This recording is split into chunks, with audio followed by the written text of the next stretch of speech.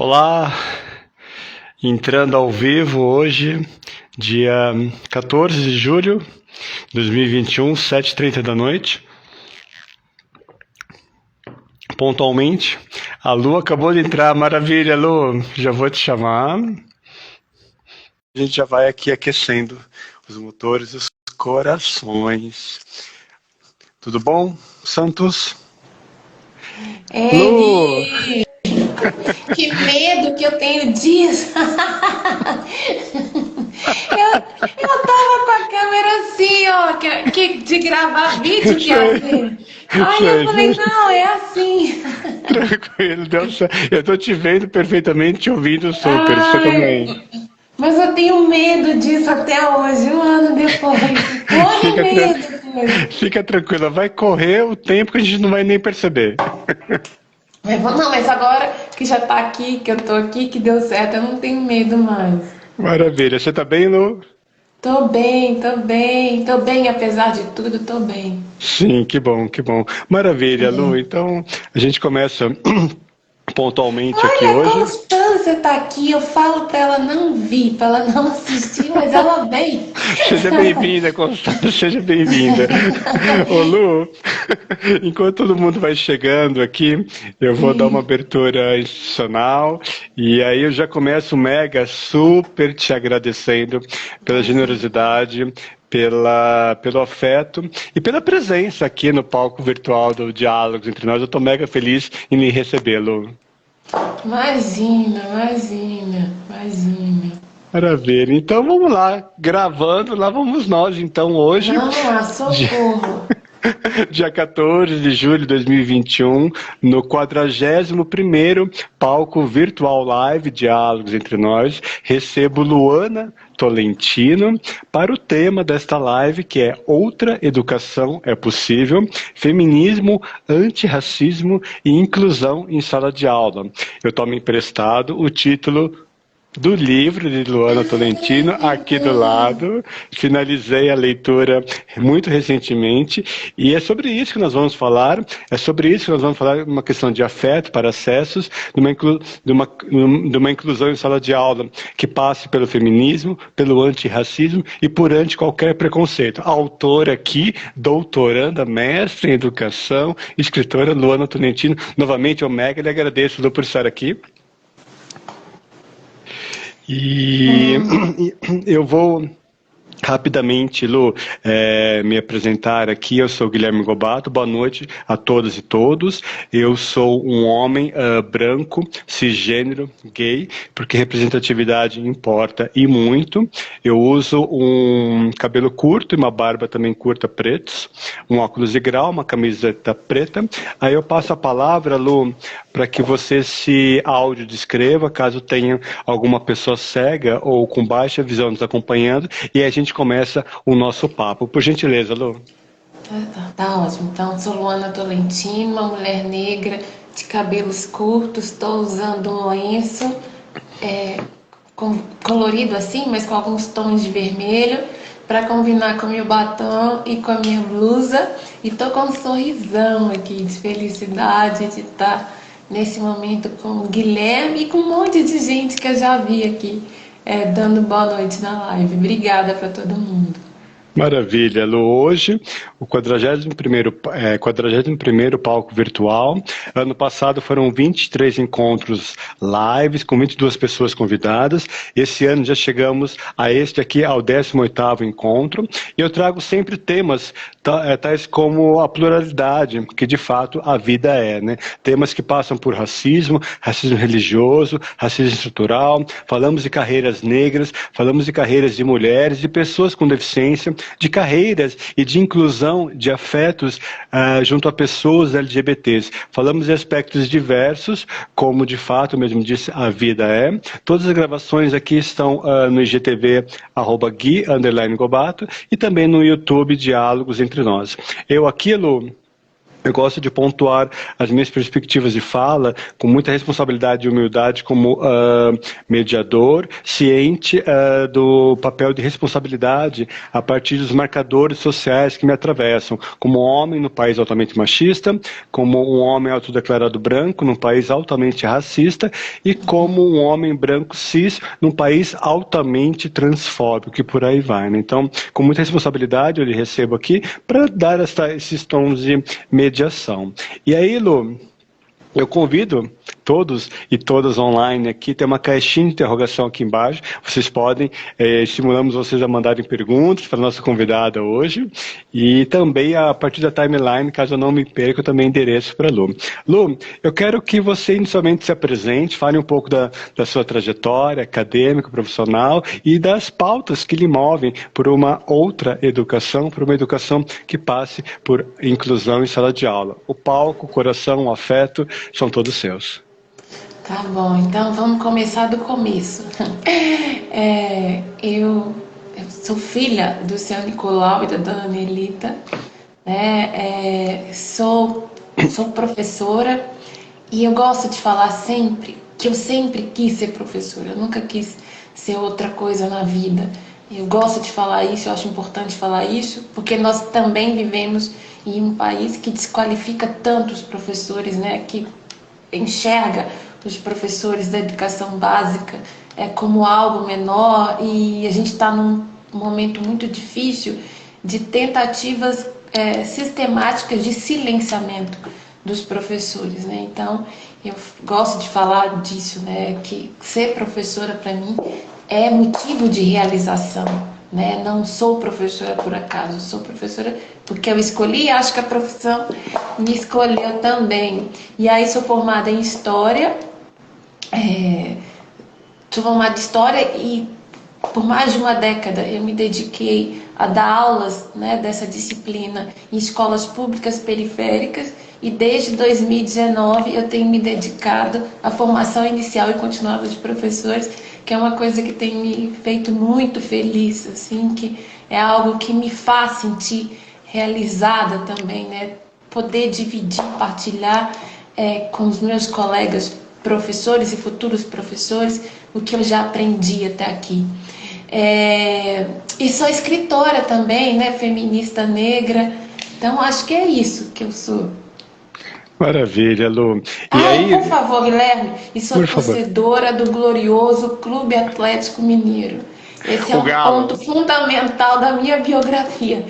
O Galo. É o Galo. Aquela torcedora do Galo que vai no Mineirão, que torce, que vibra, que chora e comemora. Exatamente, que sofre, como eu sofro, meu Deus.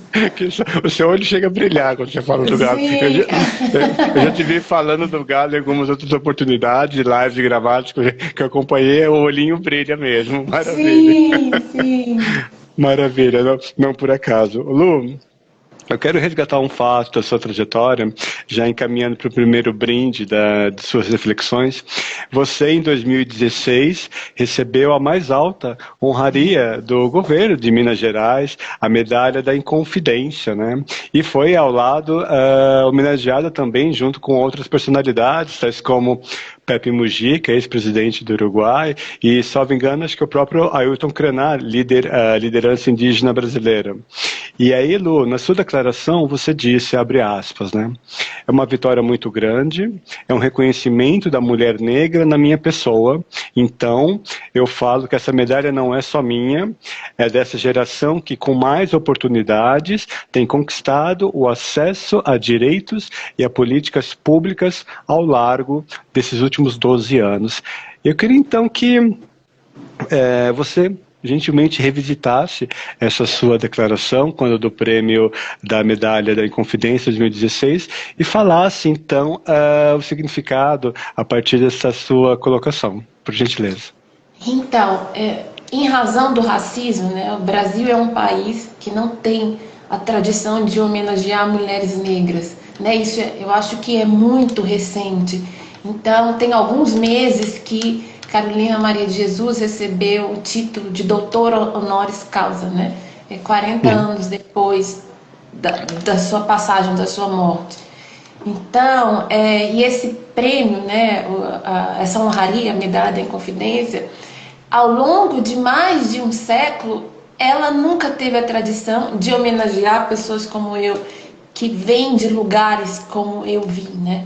Então, é uma honraria que geralmente é concedida a desembargadores, políticos, empresários e, em geral, homens também, homens brancos.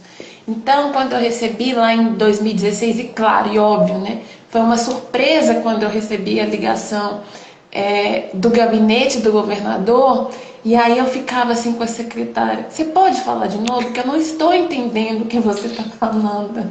Aí ela falava: você pode me explicar? Porque foi uma surpresa muito grande. E aí eu demorei 15 dias para contar para as pessoas que eu tinha ganhado, que eu ia receber essa medalha, né? Assim, tamanha surpresa, o impacto daquilo na minha vida. Então, ali eu achei que era mais do que justo dividir essa medalha, porque essa medalha não pode, não, nunca foi só minha, né? O fato de eu ter chegado até aqui, né, foi em razão do esforço dos meus pais, foi em razão dessas políticas públicas recentes de promoção da igualdade racial e que estão seriamente ameaçadas, mas também foi porque toda uma geração de mulheres negras abriram portas para que a minha geração pudesse entrar. Então, mulheres como Lélia Gonzalez, Sueli Carneiro, Beatriz Nascimento, a Zoilda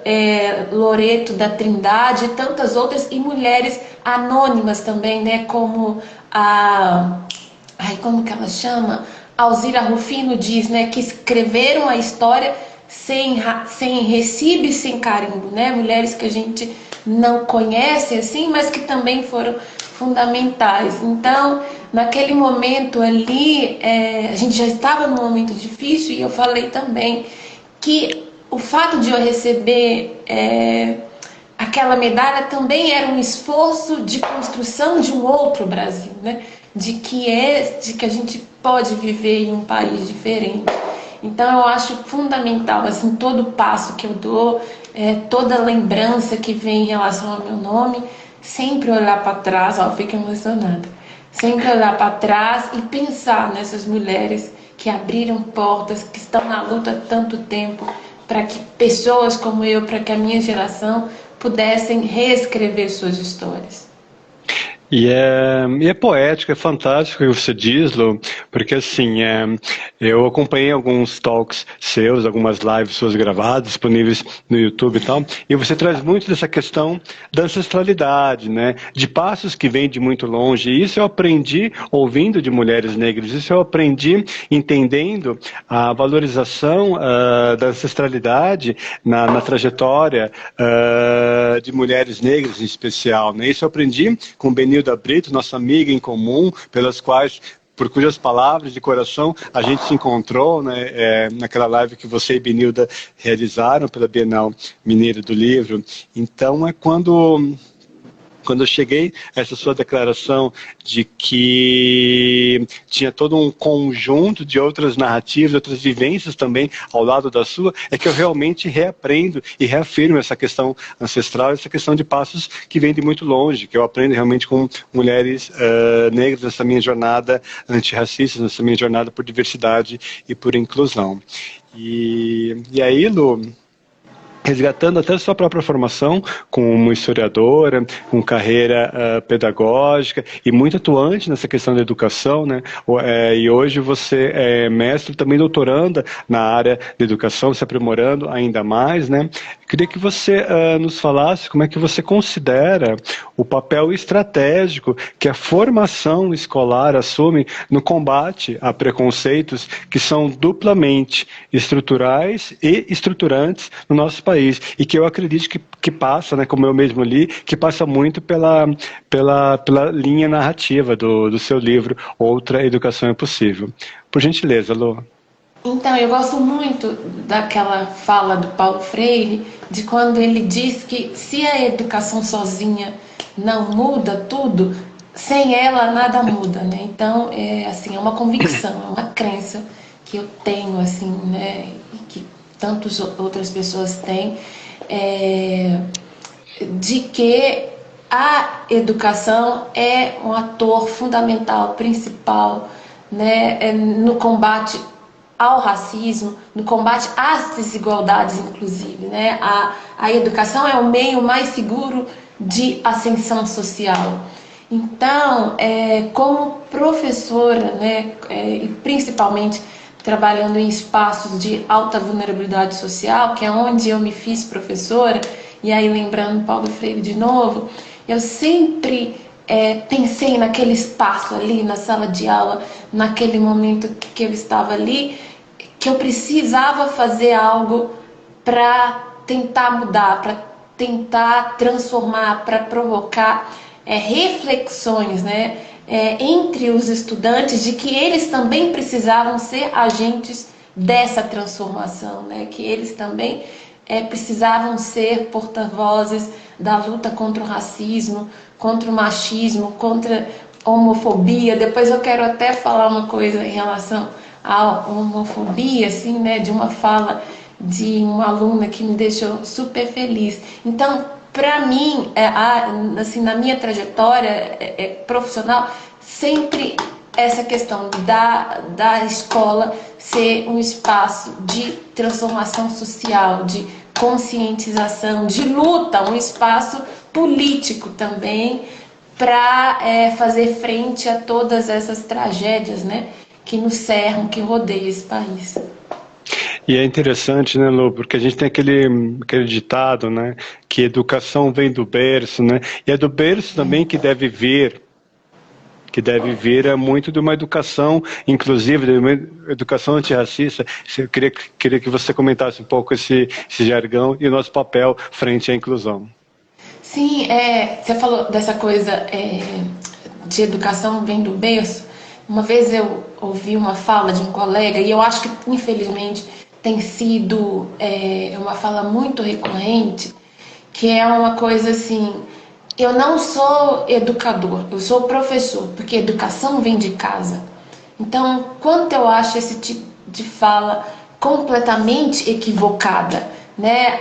A educação, sim, também é de responsabilidade da família, inclusive isso está na Constituição. Mas a escola não pode se eximir de um papel que também é seu, né?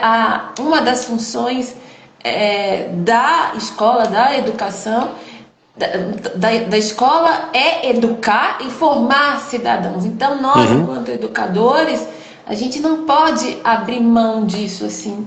Então, eu acho uma pena, né, quando esse tipo de fala vem à tona, assim, porque além de ser um equívoco, eu acho que mostra um total desconhecimento do papel social da escola, da função social da escola e do papel social do professor também, né? Eu acho muito importante a gente se colocar nesse lugar estratégico na sociedade. E outra coisa que eu tenho falado muito também, de nós professores assumirmos, principalmente da educação básica, de assumirmos o lugar de pensadores da educação, né? Até mesmo para reconstruir, eu acho, repensar, se posicionar de uma outra maneira que não essa que a gente tem sentido na pele, né? Esse lugar que tem sido destinado a nós, educadores. E aí, Lu, eu acredito que essa questão do papel social da educação da escola e também do papel ativo e social do professor e da professora conversa muito com o que você acredita, né? Que, entre aspas, é preciso compreender que a educação, assim como tudo na vida, precisa fazer sentido tanto para quem aprende quanto para quem ensina. É isso? E aí é engraçado quando eu começo a falar do livro, porque parece que começa a falar de coisa que eu não sei, que eu não vi. Cada vez que eu converso sobre o livro é uma coisa diferente. Quando eu trago essa questão, né, precisa fazer sentido. Uma reflexão, um incômodo assim que eu sempre tive é que nós, educadores, a gente quase nunca ou nunca fala a finalidade da escola, né? Qual que é o sentido de estar ali? Qual que é o sentido de aprender aquelas disciplinas todas?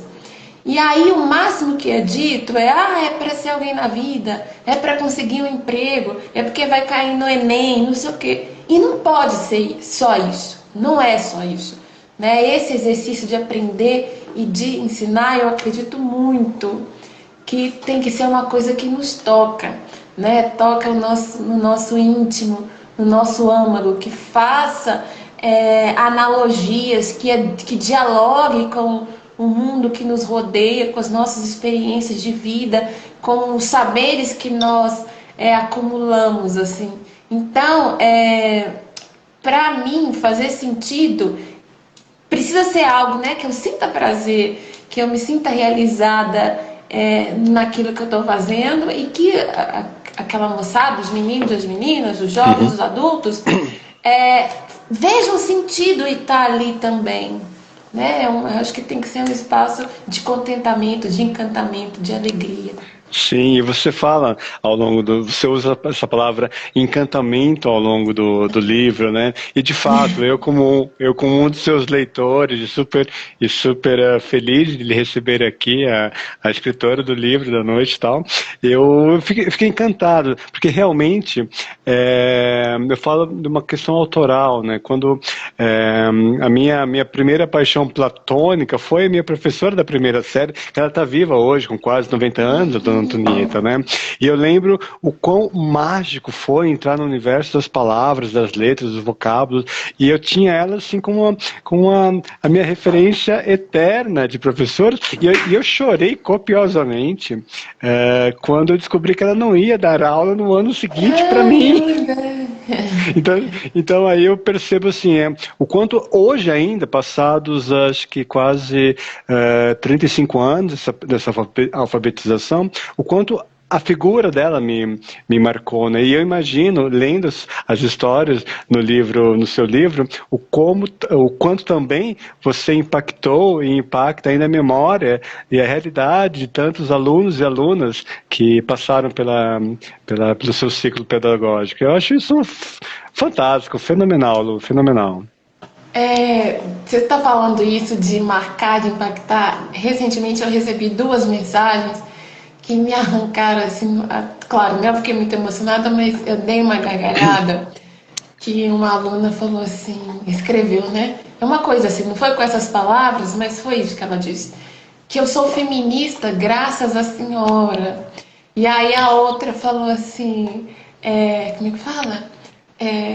Os meus posicionamentos políticos começaram a partir da senhora.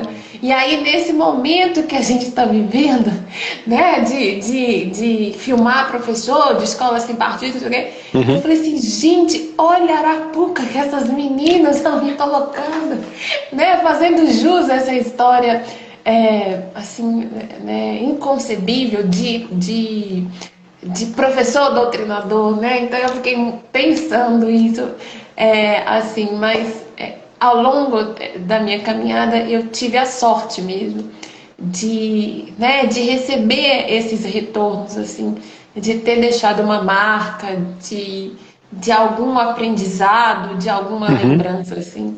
E isso me deixa muito feliz. Não tenha dúvida que foram, acho que várias dezenas e arrisco dizer centenas de marcas que você deixou a ver pelas histórias super impactantes do seu livro. Eu recomendo a todos e todos que ainda não conhecem o livro do Ana Tolentino, Outra Educação é Possível, super recomendo. Aí, Lu, já temos aqui 3 perguntas da audiência e eu tenho que resgatar com você também aquela sua aluna que falou sobre homofobia, eu creio que você... Sim, você quer começar por ela? Aí eu encaminho as perguntas aqui. Então, eu acho assim, né? Eu falei do papel do professor e aí a questão do exemplo, né? Então, em se tratando dessas questões, né? De violência, né? De humilhação, essas coisas que infelizmente acontecem ainda na escola, né? Uma manifestação racista, uma manifestação homofóbica. Eu sempre fui muito firme, muito dura, assim, eu acho, nesse ponto. Eu falo de afeto, assim, no livro, mas nesse ponto eu sempre fui muito firme, assim, como uma pessoa que não iria tolerar esse tipo de coisa na sala. Então, quando tinha alguma coisa assim, eu já parava tudo e ali falava, enfim, né? E aí eu lembro que uma vez um aluno fez uma piada homofóbica com um colega. E aí, antes de eu abrir a boca, assim, pra falar, pra repreender, aí uma aluna falou assim: a professora Luana já falou que não vai aceitar esse tipo de coisa aqui na sala. Eu achei a coisa mais linda do mundo. E ali acabou. Não precisei de falar o que mais que eu tinha para falar. Ela já deu o recado, ela já tinha entendido, né? Quem não tinha entendido era ele. Então ali acabou, assim, sabe? Então eu sempre fui muito firme, assim. Você já tinha transformado, sensibilizado, civilizado, Sim. e ela passou a externalizar o que ela aprendeu com você, correto? É isso mesmo. Ai, Nossa, foi ótimo. eu imagino que isso é de fazer o coração sorrir, né? Olha só, né? Nossa Deus, nossa Deus. Por Nem favor. fala. Lu, eu vou te encaminhar uma pergunta da Kátia. A Kátia, ela é uma mulher negra, também educadora aqui da rede pública de São Bernardo do Campo. Eu falo dela com muito carinho porque ela é minha mentorada no programa Impulsionadora de Carreiras do Comitê Racial do Grupo Mulheres do Brasil aqui de São Paulo. Então ela é sua colega da carreira pedagógica e tal. E ela diz o seguinte: qual o papel da escola no processo de desconstrução da fala? Somos todos iguais, tirando das crianças o direito de aprenderem sobre as diferenças. Lu. Então, Kátia, obrigada, viu, pela presença. Fico muito feliz. Esse tipo de fala, somos todos iguais, está intimamente ligado ao mito da democracia racial, que infelizmente ainda rege, né, o debate racial nesse país, por mais que ele tenha sido desconstruído, né, ao longo desses 80 anos, ainda é um discurso forte. Então, eu entendo que cada vez que alguém traz esse tipo de fala, no sentido de escamotear esse debate, silenciar e deixar as coisas como estão, né? Infelizmente. Então, hoje eu estava pensando muito no livro da Bell Hooks, Ensinando a Transgredir, né? Como que nós, professores, precisamos também transgredir esses discursos que silenciam as diferenças, que apagam as diferenças e que contribuem de uma maneira muito intensa para as desigualdades educacionais, para as violências que ainda existem no seio das escolas. Então a gente precisa recusar esse tipo de discurso, saber de onde ele vem, né? Saber que é um discurso que ainda estrutura o nosso país, pensar, né, até mesmo para argumentar de onde esse discurso vem e refutar, e rebater, e criticar, e não aceitar, né? Então, assim, como professora da educação básica, quantas vezes eu me vi em discussões em relação a esse tipo de fala e que muitas vezes, né, a gente precisa ir mesmo para o sentido do enfrentamento, né? Se a gente quer construir uma outra escola, muitas vezes eu acho que esse enfrentamento é necessário para a gente poder tentar transformar esse espaço que muitas vezes é excludente, né? Como é a escola. Sim.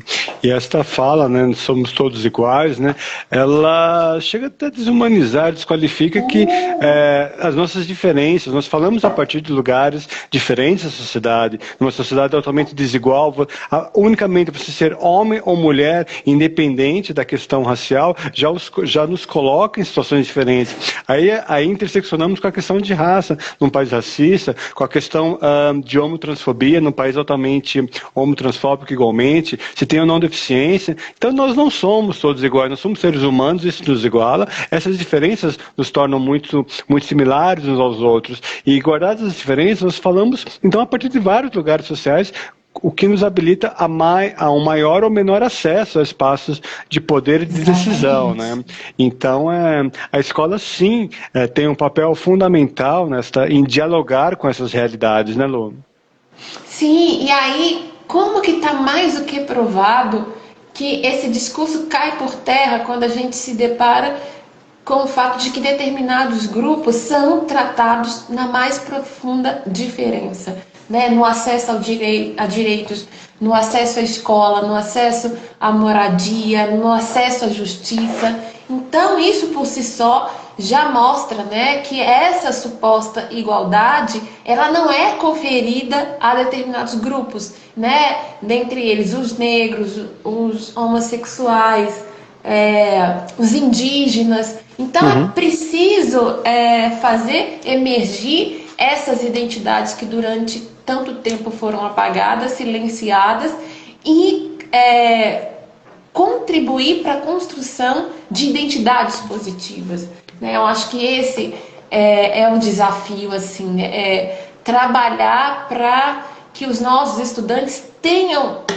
orgulho da pertença racial e saibam reconhecer e valorizar a diversidade que marca o nosso país. Exatamente. Uma vez que nós compreendamos essas diferenças, nós podemos celebrar o que nós entendemos, celebrar as diferenças como um país altamente diverso, isso é dado pela natureza, mas não necessariamente inclusivo. Então cabe sim à educação, cabe sim às professoras, professores, e cabem a nós também, né, que já passamos por uma educação que ao nosso tempo não foi totalmente inclusiva, nos questionarmos, nos posicionarmos, nos desconstruirmos para posturas mais inclusivas e mais acolhedoras. Lu, tem um comentário aqui da Epitaciana, ela escreveu uma história de casamento, um casamento matuto, que a noiva é você, tá? Eu sou noiva? Cadê esse casamento? Deixa eu ver. Exatamente. Casamento matuto. Eu sou paulista, então não sei muito bem o que isso quer dizer. Depois você explica. Não sei também. Só quebrando um pouquinho o gelo, eu vou aqui nas caixinhas de perguntas. Vejamos. A Verônica pergunta como efetivar de fato uma rede de mulheres professoras pretas e pobres. Eu posso mandando uma pergunta por vez? Claro, claro. Então, essa pergunta, como efetivar uma rede de professoras pretas e pobres, na pergunta dela. Então, Verônica é uma pessoa tão bonita, tão generosa, que eu conheço pelas redes, assim, uma super professora. Então, Verônica, aí no Rio já tem a rede de etnoeducadoras negras, né, que são professoras da cidade do Rio, professoras da Baixada Fluminense, e o trabalho, né, ele parte da educação da escola pública, da educação básica, e encontra uma convergência, né, e conversa e dialoga com a universidade, né, tendo ali uma mediadora que é a professora Cláudia Miranda. Então é uma rede que inclusive eu escrevi sobre na Carta Capital. Eu conheci também a AVA Educadoras, né, que também é aí do Rio, formado por professoras negras, e são grupos assim que se juntam para poder fortalecer as suas práticas, né, para trocar, para dividir, para fazer pesquisa também. Muitas são acadêmicas e se juntam também para criar subsídios, caminhos para a efetivação de uma educação antirracista, né, para a efetivação da legislação educacional antirracista que a gente já tem por meio das leis 10.639/03 e 11.645/08. Então eu tenho certeza que em um ou outro, na AVA ou na rede de etnoeducadoras negras, você vai ser muito bem-vinda, muito bem acolhida.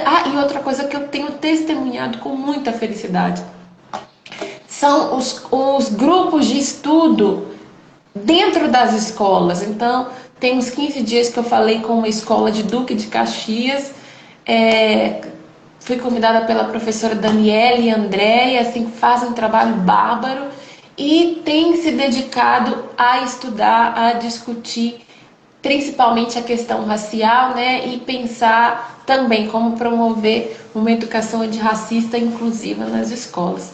Assim, muita coisa bonita, muita coisa boa que a gente tem que ficar muito atento, né, porque senão a gente pensa que nada está sendo feito quando não é verdade. E que massa, né, Lu? Essas conexões online, essas conexões em prol de conhecimento e de inclusão em salas de aula, são umas redes muito interessantes Brasil afora, para muito além da territorialidade sua, que é de BH, né?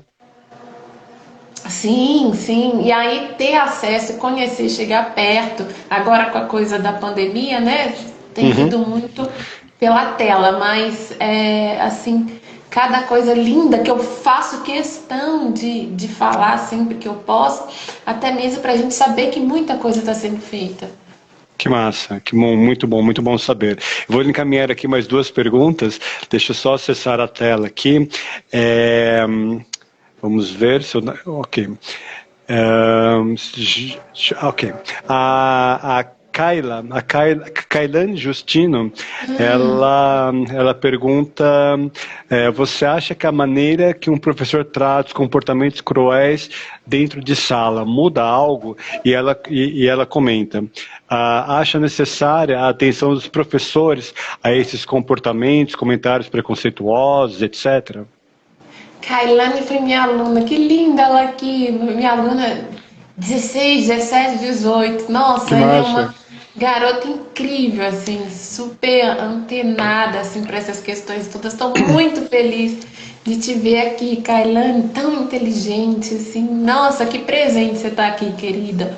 Então, como eu falei, né, nós professores não podemos silenciar diante dessas questões, né? O professor Luiz Alberto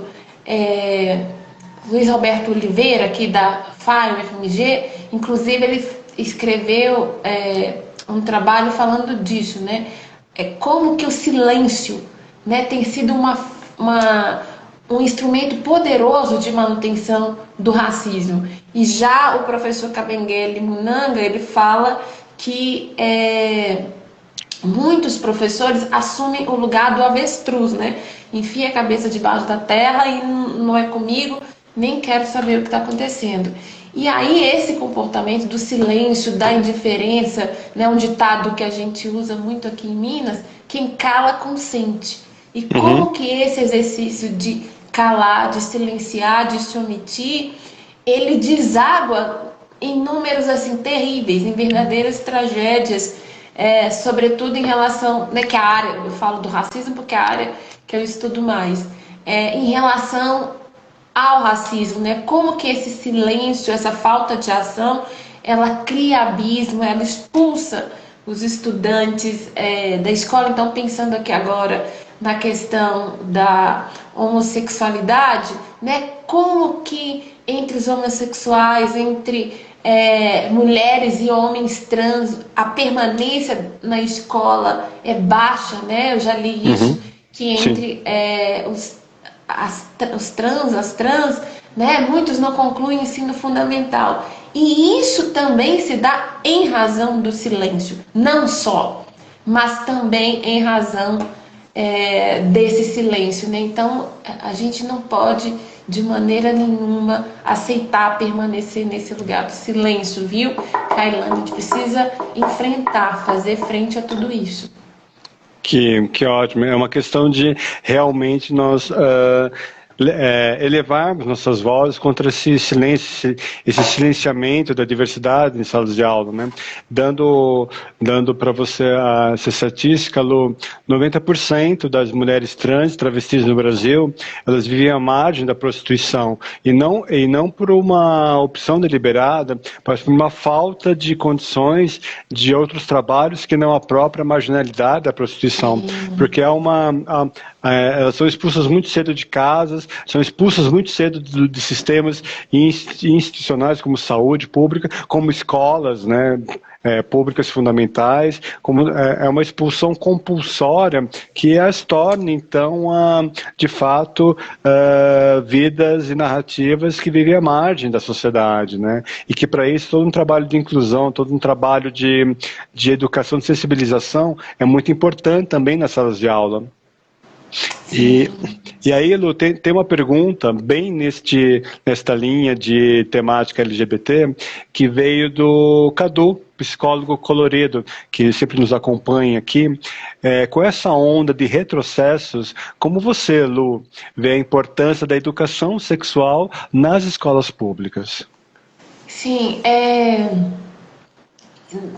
né, quando vem à tona essas questões, eu sempre proponho uma reflexão de quem vem esses discursos, de onde eles emergem e qual o sentido desse discurso, né, de falar que não vai ter discussão de gênero na escola, de falar que a escola agora quer ensinar menino a ser menina e vice-versa, né? Uma vez eu escutei uma coisa assim de uma colega, que na igreja dela foi um desembargador, e aí eu fui procurar quem era na internet de fato, ensinar. E aí, na reunião lá na igreja, esse desembargador foi lá ensinar como registrar um boletim de ocorrência se a escola vier com ideologia de gênero.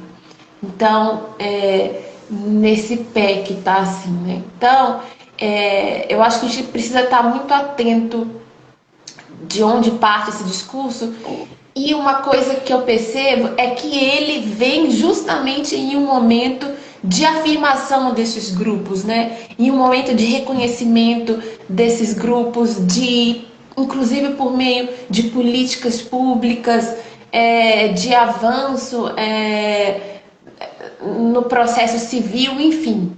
Então é uma onda, né? Tentando frear esses avanços que eu acho que não tem volta mais, né? Por mais que ameacem, mas eu acho que na maneira como eles querem, nós não vamos retroceder. E aí, recentemente, com tudo que está surgindo aí, a questão da CPI, né, como que esse discurso, essas falas, tem servido para encobrir atos que agora estão vindo à tona, né? Então a gente fala, porque a família, comunismo, ideologia de gênero, e aí quando a gente tira o véu, né, e começa a desvelar, né, o que está por trás desse discurso, e aí a gente, né, o que a gente tem lido no noticiário recentemente, assim. Então é um momento difícil, é um momento delicado, mas com essas novas narrativas que têm surgido agora, eu acho que não está muito longe para a gente superar tudo isso também, né? Eu tenho, assim, estou muito preocupada ainda, Uhum. mas eu acho que tem soprado ventos, assim, que faz com que a gente acredite que vai passar. E agora, mais do que nunca, é importante iniciativas, né, que mostrem que tem os dois pés fincados, que são direitos, né, discutir igualdade de gênero, promover igualdade de gênero na escola, são direitos, está na legislação educacional, está na Constituição, e a gente não pode abrir mão disso, né? A gente precisa criar estratégias, né? A gente precisa ser Uhum. estratégico também, para ver como que a gente vai superar esse momento delicado que a gente está vivendo, mas sabendo que são direitos duramente conquistados, e a gente não pode nem vai abrir mão deles. Sim, sim. Historicamente, duramente conquistados, como você mesma diz, né, Lu?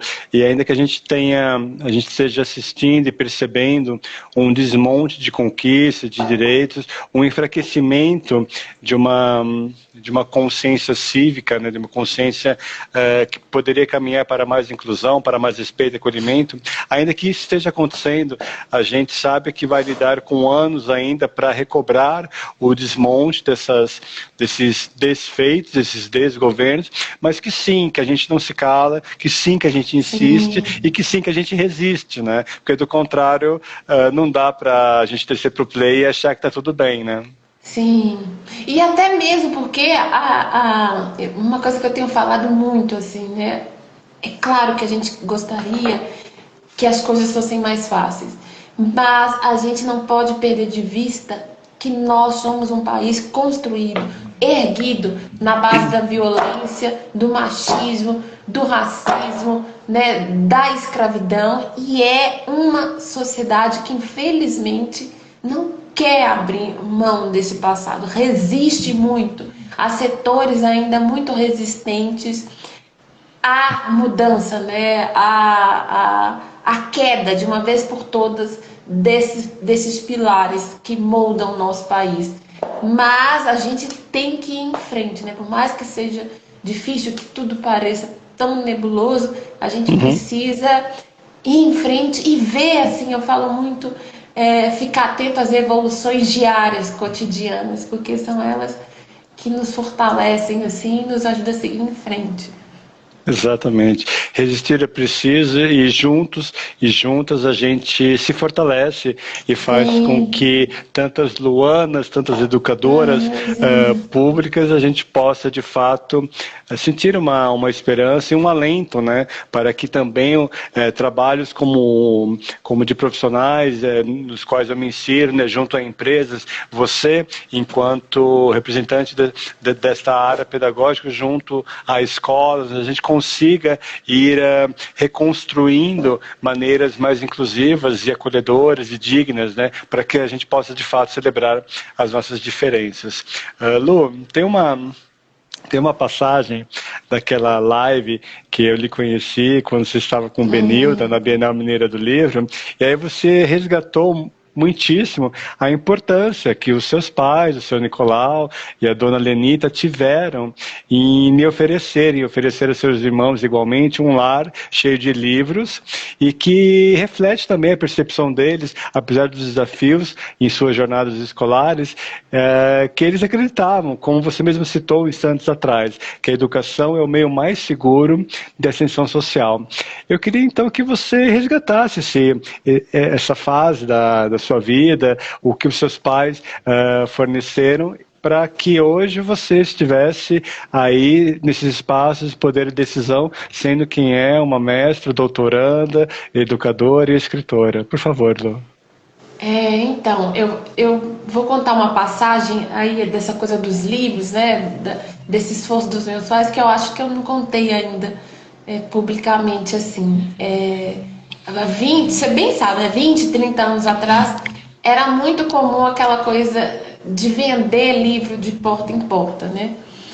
E aí, lá em 98, 99, assim, a gente numa fase muito difícil, assim, sem luz elétrica, sem água encanada, sem dinheiro para poder comprar sabonete, comprar pasta de dente, tudo muito difícil, assim. E aí passou um vendedor vendendo uma enciclopédia, Aí eu ofereci para minha mãe falou que ia comprar. E aí quando ele vendeu, quando ele passou lá na porta, eu tava do lado dela, né, e aqueles olhos brilhando assim, querendo aquele livro. E ele, muito esperto, né, vendedor, falou assim, eu vou deixar o livro e volto aqui 5 dias. Daqui a 5 dias, porque aí a senhora pensa se vai comprar ou não, né? E aí, durante esses 5 dias, eu fiz desse livro meu, assim, né? Eu li, assim, anotava coisas, que eu sabia que o livro não ia ser meu. Então, nesses 5 dias, eu tinha que aproveitar muito esse livro que estava lá na minha casa e eu queria tanto. Aí, passados 5 dias, ele veio pegar o livro de volta. E aí minha mãe falou assim, Luana, eu não tenho dinheiro para comprar. Você sabe muito bem. Mas você gostou tanto. Tem 5 dias que você não larga desse livro. Então eu vou comprar ele para você. Então essa coisa de sempre, assim, o tempo todo, meus irmãos e eu, a gente ter acesso aos livros, a jornal que eu falei, né? Já falei isso várias vezes. Como que eu achava chique, o máximo, ter assinatura de jornal em casa. Então, como que isso foi fundamental para a minha formação.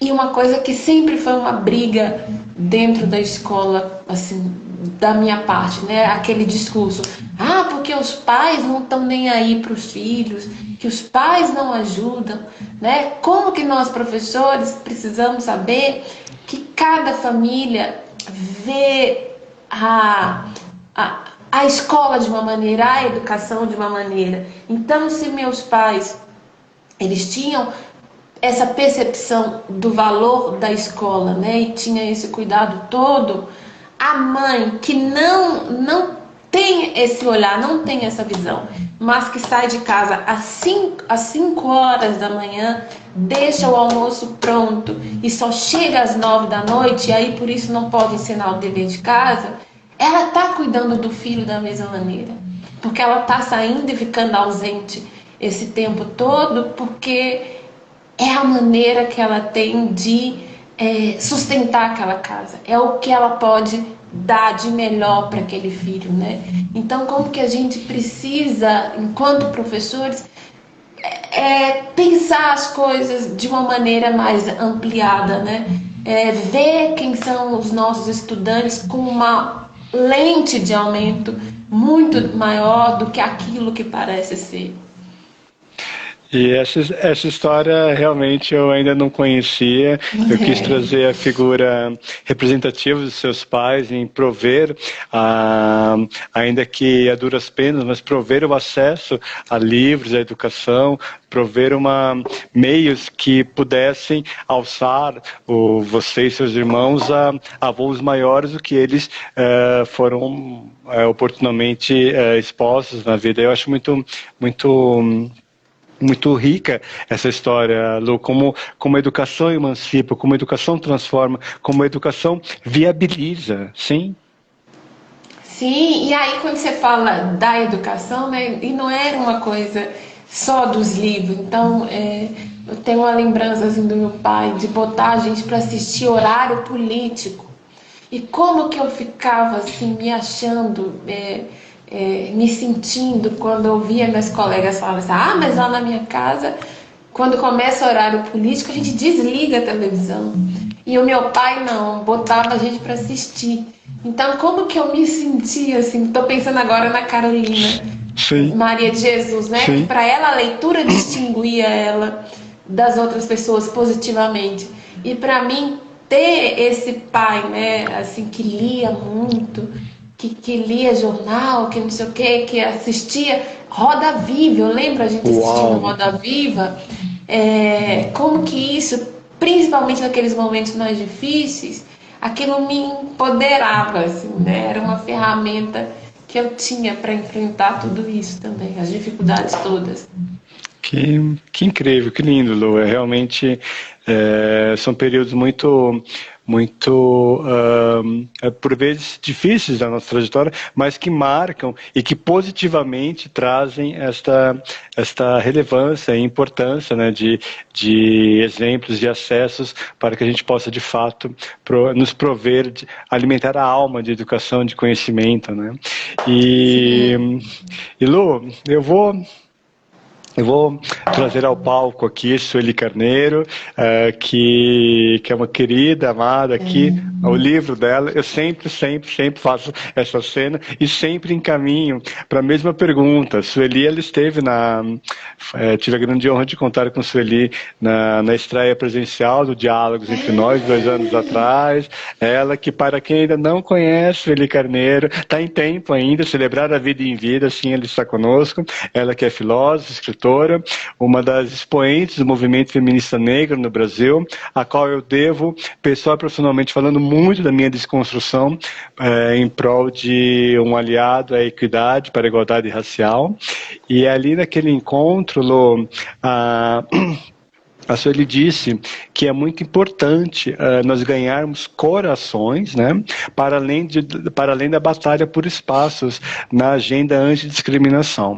Então, eu pergunto para você, Lu, qual a importância do afeto, qual a importância de ganharmos corações, qual a importância da empatia nas salas de aula, num ambiente que é primordial, onde a educação é de média e fundamental de alunos e alunas, futuros cidadãos, acontece. Me fale você sobre a questão da empatia, sobre a questão do afeto e de ganharmos corações por meio da jornada pedagógica. Então, essa coisa do afeto, né, sempre foi algo muito presente na minha prática pedagógica. E aí eu acho que isso tem a ver com a estudante que eu fui, né? Nossa, quantas situações de violência eu sofri na escola.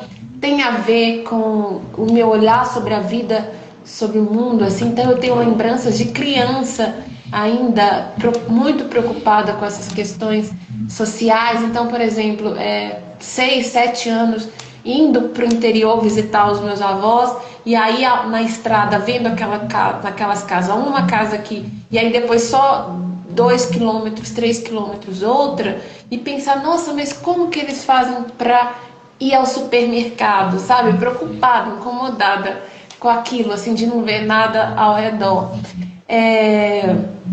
E tem a ver também com essa crença, né, de que de querer conhecer o outro, de acessar o outro, o coração, a mente do outro, né? Essa coisa do afeto muito marcadamente. E recentemente eu tive o privilégio de me deparar com uma fala do professor Muniz Sodré, que ele fala, né, a forma de, e aí voltando à questão do racismo, a forma de superar o racismo também é o afeto, também é o sensível, é o que eu chamo de olhar para dentro e olhar para o outro.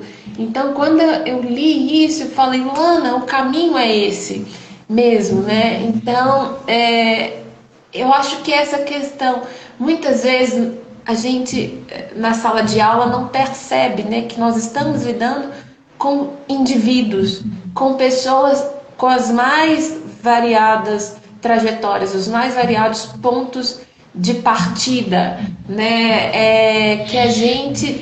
Que nós estamos lidando com pessoas que sentem e sonham, né? E isso eu acho que precisa estar presente, precisa moldar, precisa organizar a prática pedagógica para a gente poder avançar, principalmente nesse momento de pandemia, né? Nós estamos em um momento em que o país está enlutado, que as pessoas estão desempregadas, que as pessoas estão cada vez mais suscetíveis à fome, né? Então, como não pensar a prática pedagógica, pensar a escola também a partir de tudo isso? Então, eu acho que o afeto, né? Pensar no afeto, o encanto, a esperança, o amor, por que não o amor? E isso não tem nada a ver com trabalhar por amor, né? Que é uma coisa que eu não gosto, que é uma fala que eu não gosto, mas não tem nada a ver com isso.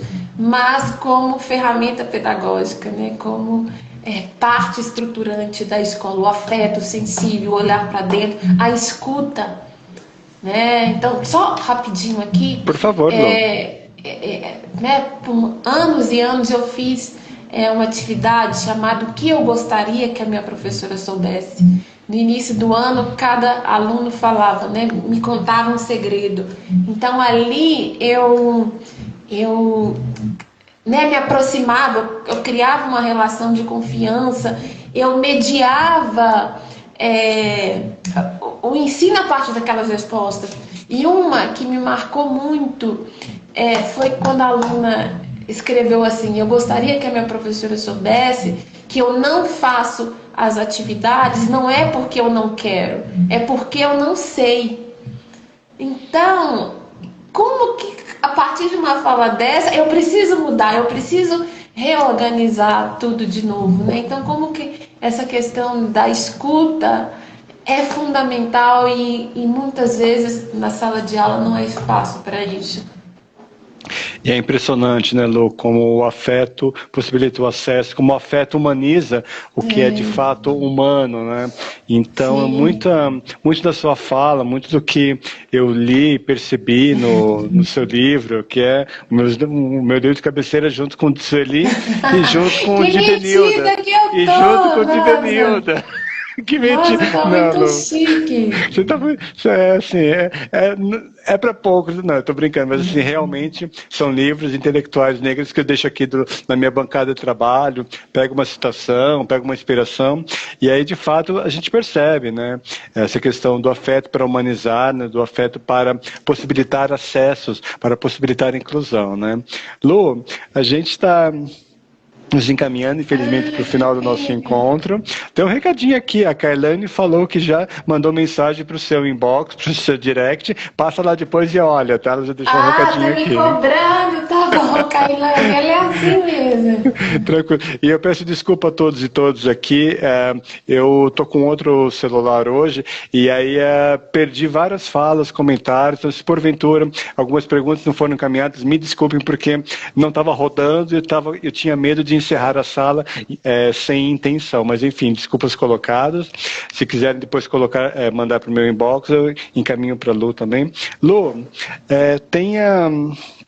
eu queria que você trouxesse aqui alguma passagem do seu livro em especial. Eu tenho algumas preferidas aqui, mas eu queria que você trouxesse uma passagem e narrasse você mesma, contemplando todos e todas aqui com seu afeto para o acesso. Você puder destacar uma delas? Então, nossa, é difícil isso, porque eu acho que eu fiz tudo com tanto afeto, com tanta paixão. Senão eu te peço uma também, tá? Tá, então você pede, pronto, Tá você bom. pede. Eu gosto muito da professora. Quando eu crescer, quero ser Carolina Maria de Jesus. Ah, sim. E também eu gosto muito da lugar de mulher onde ela quiser. Então, fica à vontade para escolher alguma delas. Tá, então, a coisa da Carolina, né? É isso, aquela questão da representatividade importa e como que nós precisamos de desconstruir esse imaginário social em relação aos sujeitos negros, né? A violência, a pobreza, a miséria, se tratando das mulheres negras, né? Só o trabalho doméstico. Então, o que eu fiz? Eu levei para a sala de aula uma série de escritores e escritoras negras e escrevi lá no quadro e falei que cada um poderia escolher, né, pensando na coisa da autonomia, cada um poderia escolher qual pesquisar. A questão da autonomia, do encanto, da curiosidade, que eu acho que a escola tem que ter espaço para essas coisas, para descoberta.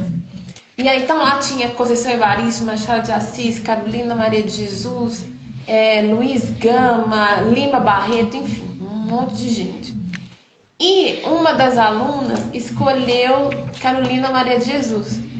E aí no dia marcado para entregar os trabalhos, né, a pesquisa, ela chega para mim assim, agitada e fala assim: professora, eu pesquisei a Carolina Maria de Jesus, ela era negra.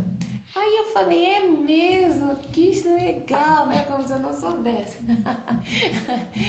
Ela era negra e ela nasceu na favela, ela foi até presa.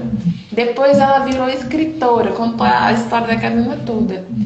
Depois ela virou escritora. Quando eu crescer, eu quero ser Carolina Maria de Jesus. E essa menina, na época, ela também negra, moradora de favela, e o pai e a mãe presos.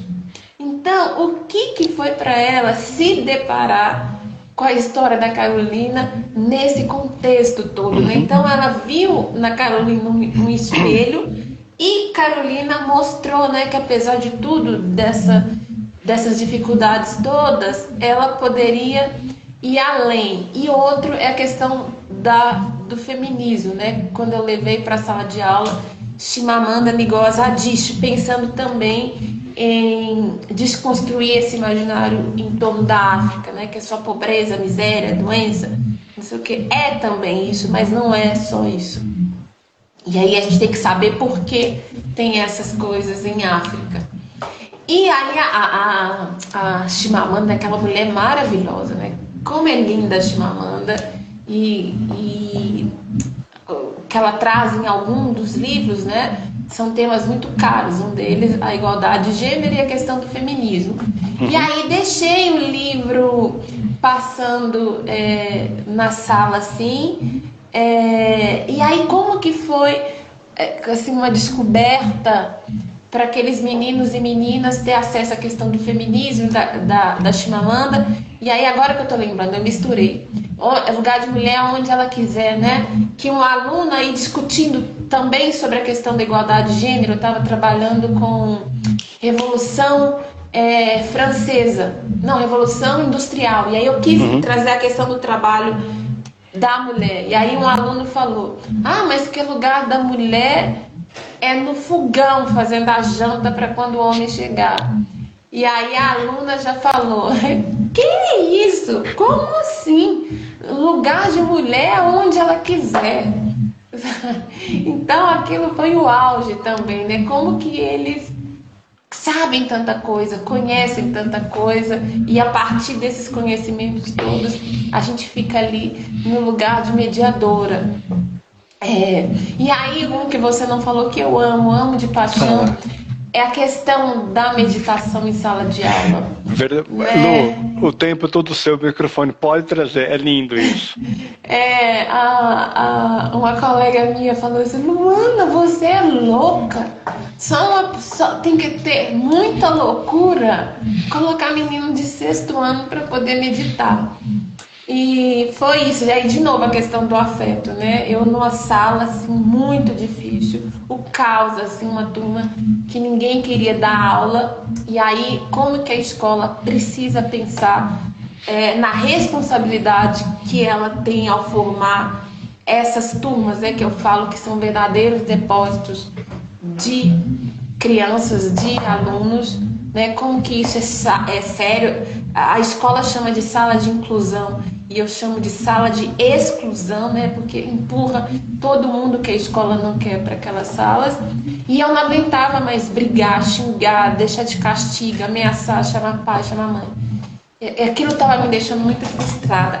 Encostei aqui, né? Imagina. Estava me deixando muito frustrada, muito triste aquilo tudo. Então eu fiquei pensando o que eu ia fazer para mudar. E na época eu também estava meditando e vendo como que aquilo estava mudando na minha vida, né? Aí eu falei assim: gente, eu vou botar esses meninos para meditar. E aí como fazer isso, né? E é claro que eu não cheguei lá e falei: olha, a partir de hoje a gente vai meditar. Não, né? Eu fiz toda uma conversa. Eu acho que eu sempre fui muito de propor, de perguntar o que vocês acham, vocês querem, vocês gostariam, né? Isso sempre foram perguntas que orientaram o meu trabalho. E aí, quando eu consegui mobilizar a turma, sensibilizar, tocar a alma, tocar o coração, a gente começou meditando 3 minutos, isso em agosto, e em dezembro, 10 minutos da aula era para meditar no mais profundo silêncio, assim. Então a turma que ninguém queria dar aula, né, que eu também não queria dar aula, passou a ser a turma que eu mais amava aí, né? Porque eu via a transformação, eu via os avanços daqueles meninos e meninas. E aí uma vez, né, lá no final do bimestre, pedindo para fazer o registro, né, do que significava a meditação para eles, aí um aluno escreveu assim: a professora Luana fica muito feliz quando a gente está meditando. Os olhos dela até brilham, parecem 2 estrelas brilhantes. E era bem assim mesmo. Nossa, como eu ficava assim, acabada de felicidade. Inclusive, eu li, né, os seus alunos até pediam: a gente não vai meditar hoje, né? Assim que você chegava na sala de aula. Dá pra contar isso ainda? Dá tempo? Dá sim. Essa questão nem entrou no livro, mas assim, lá em outubro, que é uma época do ano que nós, professores, não damos conta mais, a gente não quer mais ir para a escola. A alma vai, mas o corpo fica em casa porque a gente já está muito cansado. E aí, eu, muito cansada, perdi a hora, né? Cheguei atrasada na escola. Aí subi as escadas correndo, não sei o quê, cheguei lá na sala e falei, bora abrir os livros, que a gente já tá atrasado. Aí o aluno falou, mas professora, a gente não vai meditar? Eu falei, não! Já mandei abrir os cadernos, não tá vendo que a gente já perdeu tempo demais? Aí um aluno falou assim, mais um motivo para a gente meditar. É bom que a senhora acalma o coração e vê que tá tudo bem. Ou seja, Aqui baixa a sua bola, minha filha. exatamente, né? Ensinou o bom da vida, agora todo mundo quer, É né? isso mesmo. O que você tá nessa loucura toda? Só porque chegou atrasada? Vai meditar, sossega. Fantástico, fantástico, Lu. Eu só tenho a agradecê-lo do fundo do meu coração por tudo e por tanto, pela generosidade, pelo afeto, por tantas vivências, saberes que você trouxe aqui a esse palco virtual. Eu te agradeço muitíssimo, Lu, muito mesmo. Ah, eu que agradeço, Gui. Que pessoa bonita você é, viu? Generoso, atencioso. Nossa, que conversa boa, gostosa, assim. Tô muito, muito feliz mesmo. Obrigada para sempre. Aprendi com você, obrigada para sempre. Valeu, Ah, Lu, aprendi com você. Lu, que essa pandemia passe finalmente e que sim. que a gente se encontre, seja em BH, seja em São Paulo, seja em qualquer lugar, para que a gente troque pessoalmente os nossos afetos e a nossa esperança por uma sociedade mais inclusiva, Sim. acolhedora e digna. Gratidão mesmo. Obrigado para sempre. Ah, E imagina. igualmente a todos e todos online aqui, depois offline. Essa live fica gravada. Lu, um grande abração, fica com Outro. Deus e um beijo grande para Um você. beijo para todo mundo e obrigada a todo mundo que esteve aqui. Verônica, Lucas, Kailane, todo mundo. Renilda, todo mundo que veio aqui me dar um abraço. Obrigada mesmo. E passou por aqui o Centro Acadêmico da Federal de Viçosa, o CAIS, é isso? Ah, é sim, oh meu É Deus. o que leva seu nome? Sim, olha se eu dou conta disso. Centro Acadêmico Conta essa, Luana conta essa. Tolentino. Não, quando eu vi isso, né? Quando me inscreveram, ai, eu falei assim, meu Deus do céu. Que é isso? O que eu vou fazer? Como que eu vou responder isso? E aí o mais engraçado foi eu contando pro meu pai, né? Eu falei assim, pai, o centro acadêmico da Universidade Federal de Viçosa vai ter o meu nome, Centro Acadêmico Luana Tolentino. E aí ele falou assim, mas Luana, você tá viva? E eu falei, é mesmo, eu tô viva. Que bom, né?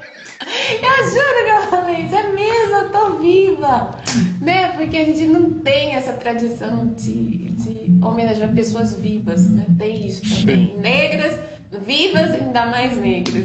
Então eu recebi com muita responsabilidade, eu penso muito na questão da responsabilidade. E não é uma responsabilidade que pesa nos meus ombros, mas uma responsabilidade que me impulsiona a ser uma pessoa melhor e devolver de alguma maneira a generosidade, a confiança que tem sido depositada na minha pessoa. Então eu tento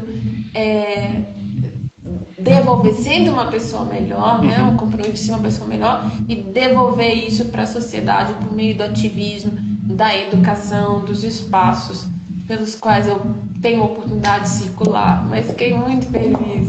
E tem devolvido. Celebrar a vida em vida. É fundamental, é fantástico, é necessário. Luana Sim, Tolentino, aqui. Outra educação é possível. é Gratidão. sim, É possível e é necessário. Lu, um sim. beijo grande, um Beijo, abração. Fica querido. com Beijo Deus. todo mundo. Você também. Todo mundo. Muita saúde para todo mundo. Beijo. Sem dúvida. Valeu, Lu. Até mais, pessoal. Até. Tchau.